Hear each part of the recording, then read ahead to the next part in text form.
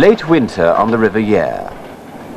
The February fog seeps from the ground and covers the trees in a clammy blanket. In summer, this river is a highway to thousands of holidaymakers who care little of its whole story, except that the sun should shine in their particular week on the Norfolk Broads. There is activity all the year round on the river, for it provides a living for many hundreds of people along its length. There is a complex embedded life, which the visitors of summer may never have spotted. Boat builders and Coypu catchers, marshmen and sea captains, to each the river means something different.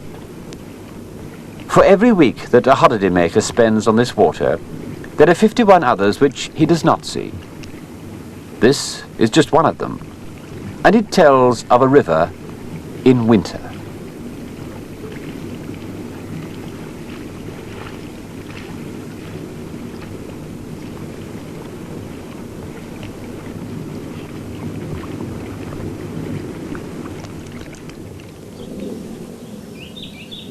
The Yare rises, by tradition, in the garden of the old vicarage at Shipdham village.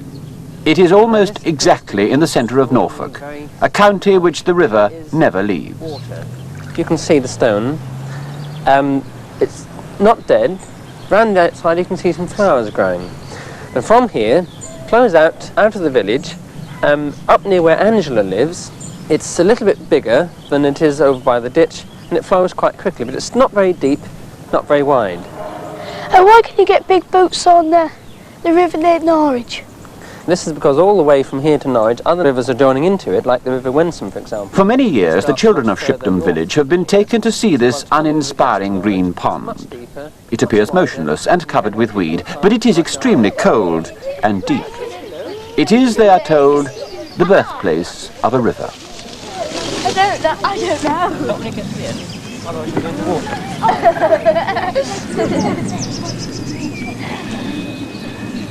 And this is the real thing coming from the pond that we're looking at just now. You can see it bubbling out. See the air bubbles on the top of the water there, quite fast. It then flows away from here, down there to your right. From these humble beginnings, the stream flows gradually towards Norwich. It is a quiet flow, for the gradient is never steep in Norfolk. But even here, the river acts as a barometer for the farmers. The amount of water it carries will tell them how much water is still in the soil.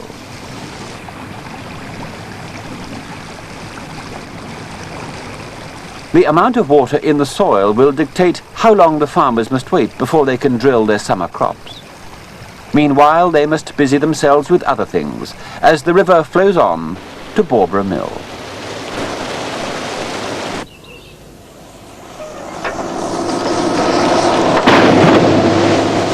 Above Norwich, the University of East Anglia are digging an artificial broad which will be fed from the river. Right now they're excavating valuable shingle from the banks, but in a few years' time the broad will provide facilities for research and recreation at the university.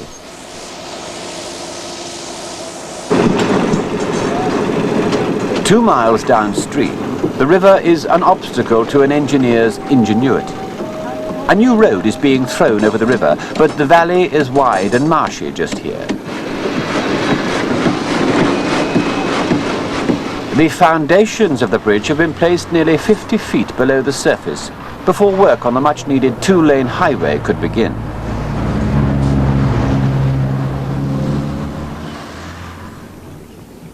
Not much has changed on these water meadows around Norwich.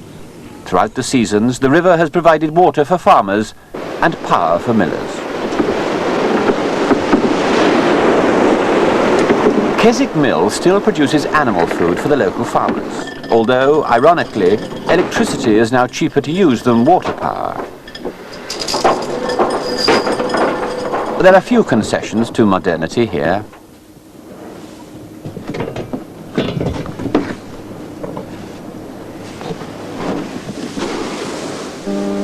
Compact electrical machinery now does the work of these wheels, which were driven by water until less than a decade ago.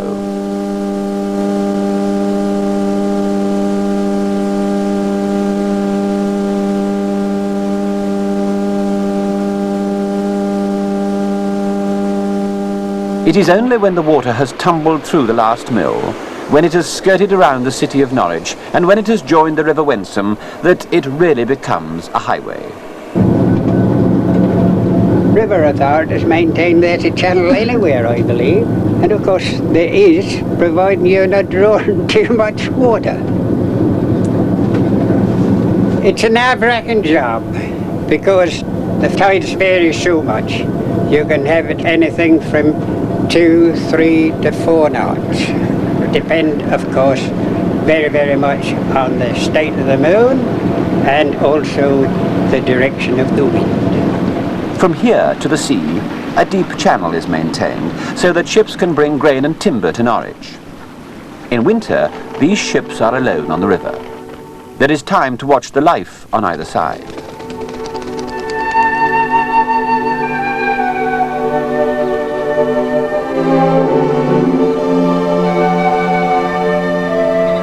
The banks are lined with boats, and each has a story of its own. This fishing vessel was built by one man and will work offshore.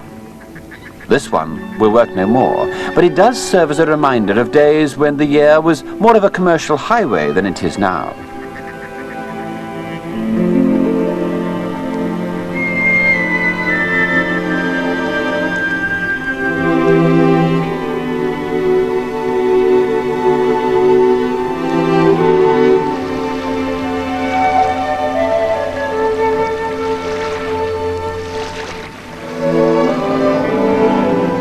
Boats are the lifeblood of Brundall village. In winter, there's continuous work to maintain the fleet. Brundall has become a magnet for boats of all kinds and their owners. Its dykes house both the expected and the unexpected. Some will possibly never sail again. Some were never intended to. A motor torpedo boat is being restored.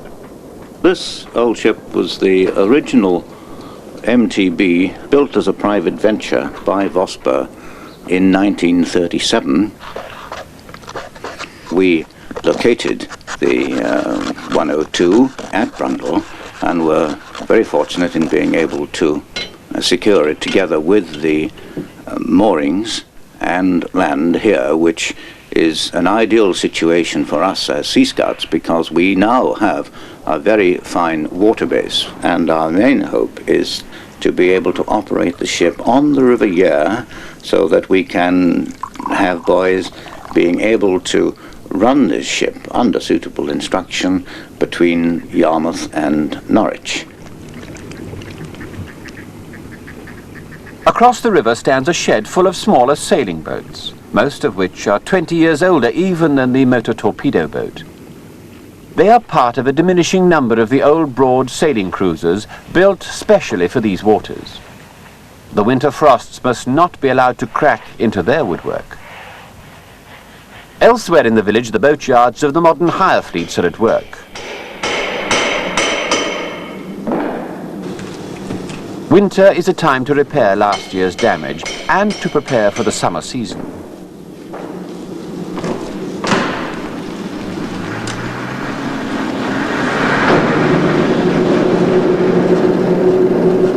In other yards, the building work is continuous, for they have not only a hire fleet, but also a full order book of luxury cruisers for export.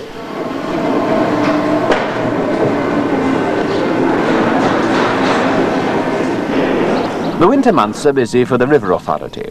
They've much to do in maintaining a safe, deep water channel for the ships. 10 foot. 11.3. 11.9. 12.6. As the river runs to the sea, it carries a sediment suspended in the water.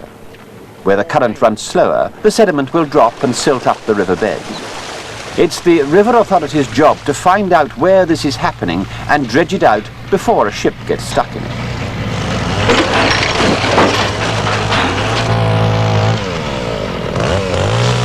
Ahead of the dredger, the trees are cut so that the mud will be held on the bank by their branches.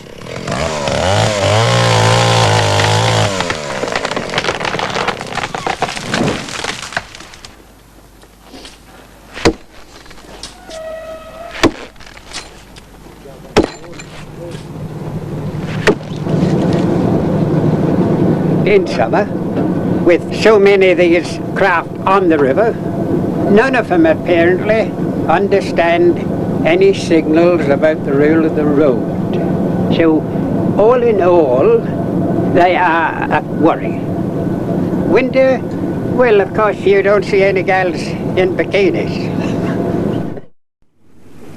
To the south of the River Yare lies a huge area of uninhabited marshland. Occasionally the marsh gives way to a small lake or broad. It's the perfect habitat for the Coypu, a large rodent which would quickly invade the surrounding agricultural land if it were not for Jack Breydon. Surlingham, where we are at the moment, regards wildlife. It's very quiet. We have the usual flights in of Canada geese, grey-leg geese, and various other animals which are common to this particular area.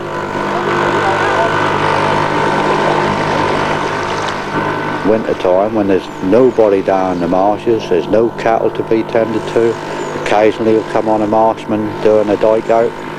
It's very lonely.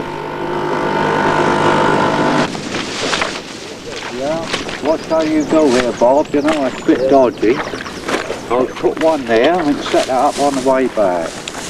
We pick a way about there because it's only a floating bog, and once you break through the top surface, there's nothing to hold you. You're in. But that's the reason we work two-handed, because on your own you'd have no chance at all.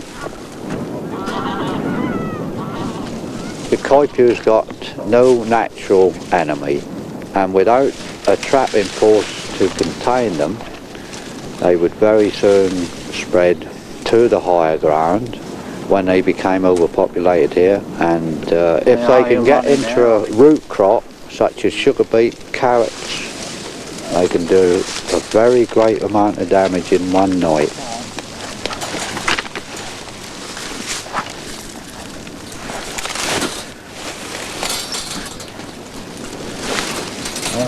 All right, ain't gonna hurt you.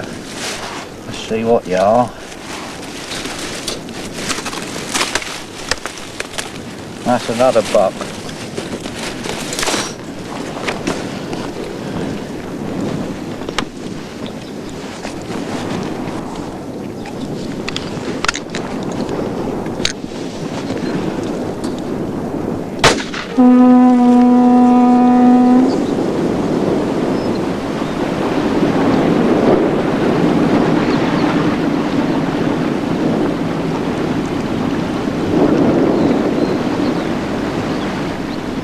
February is a quiet month on the Yare. Between the villages there isn't much sign of habitation, and for those who like to explore by themselves, there is plenty to see. The centuries-long battle to keep the marshes dry has made the riverbanks into a museum of pump houses.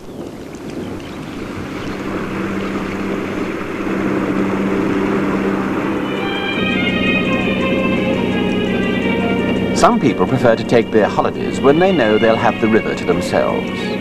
The first time it might be from curiosity, but soon they realise that even in February there is a magic about the river. And we thought we'd try it in the winter 3 years ago, and we like it so much we've been coming ever since. We would really like to come at Christmas, but we can't all get away at the same time together.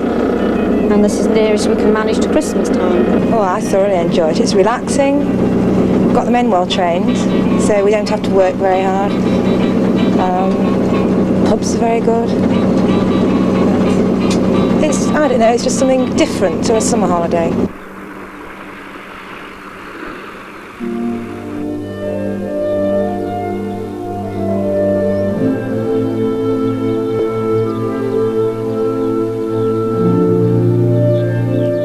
Within reach of the Yare lies some of Norfolk's best sugar beet land. The riverbanks were an obvious place to build a sugar factory. By February, the roar and bustle of the sugar harvest has subsided. The queue of lorries came to an end a month ago, and the giant of Cantley is quiet for another season.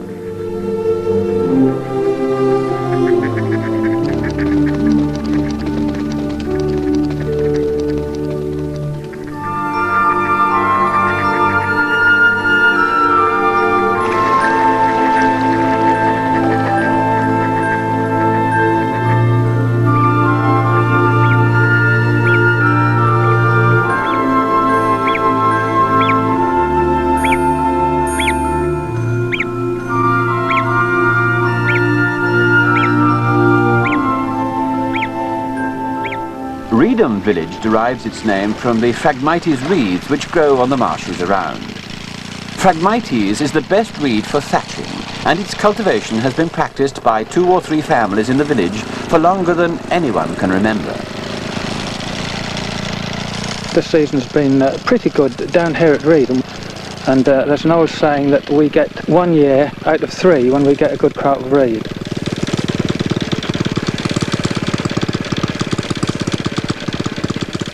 On a good day, I can do anything up to about 200 bundles, which the reed has got to be pretty thick, and the machine has got to go all right, and on a bad day, I should say I can do anything between perhaps 70 to 100.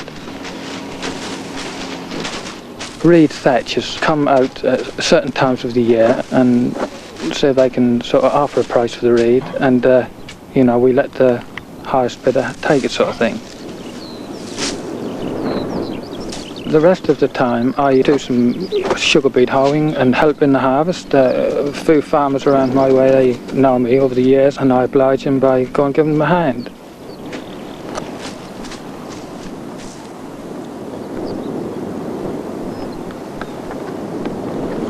Sailing on the Yare in winter is absolutely wonderful. There's so few craft about. It's the noise of the motorboats in summer that's really so intolerable. You can't hear the birds. The wind noise almost disappears. Well, you can hear it now, even the wind's just rustling through the reeds. It's real teamwork because we race in the summer and we've learnt to work together. At one time when we didn't work together there was a lot of language, and we were well known for our bad language, which used to drift across the clubhouses. But now it's comparatively quiet.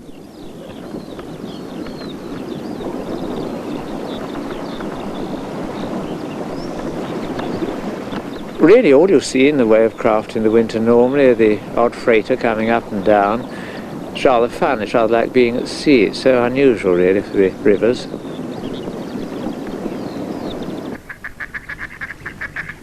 This is the site of the only crossing for cars between Norwich and Great Yarmouth. But in February it is so quiet that few people notice that the ferry has gone in for a refit. In the village, life proceeds at a gentler pace than in the summertime. Even the pigeons come. Come on then. Where's Limpy? Snowy? Come on then. Where's poor old Limpy? Oh, there she is.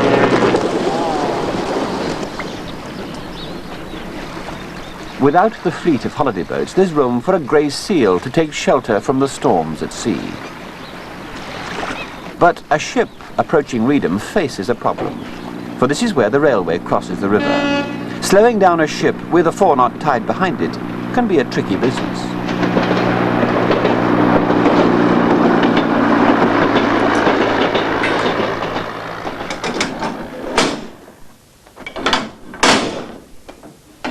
It takes about 5 minutes to open the bridge, so an approaching ship must give plenty of warning.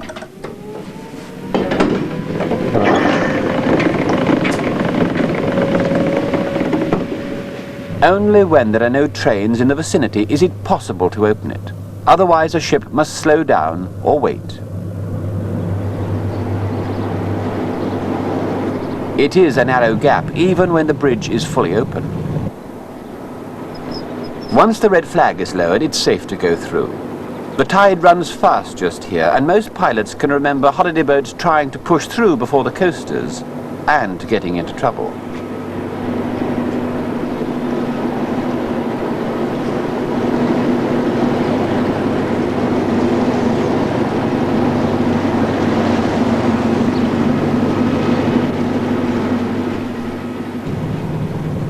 Beyond Reedham Swing Bridge, the ship will encounter nothing but flat marshes. Marshes which collect the winter rain and which must be pumped out continuously if they're to remain as grazing land in the summer. No one knows this better than Reggie Mace, lifelong marshman. I used to do all marsh work, draw and drain, clean, mend fences. We used to do the dikes out, you know, clean them out, slub them out, what we call it. I don't do any now, I'm retired, but I do the pumps, that's all I do. I'd set the pumps going and see they're all oiled up all right, and come home about an hour and keep going back and forwards. See they're running all right.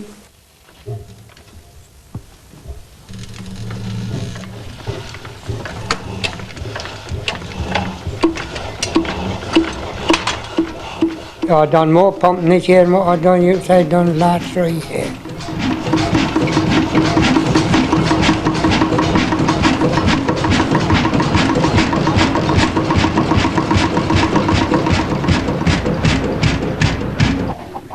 I brought up 8 children that were helping nobody, and I can't manage with 2 today. Come on, come on. I don't know what to do with okay, whether to keep I call a buttercup, and bullock is John. Oh, buttercup. I had it long wood, I don't like parting with her. You have milk her anywhere, sit down on the mat or call and she'll come to you and sit down. You won't get many like that, will you? And half the boats go now, most on the foreigners, I expect. There used to be a, what they call a pilot on the foreign boats. He'd hang out the cabin and give me away.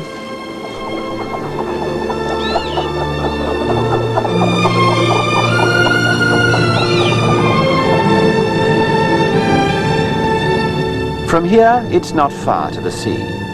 A river pilot knows that once he's passed the Berney Arms windmill, which is still preserved in working order, he'll see the River Waveney coming in from his right.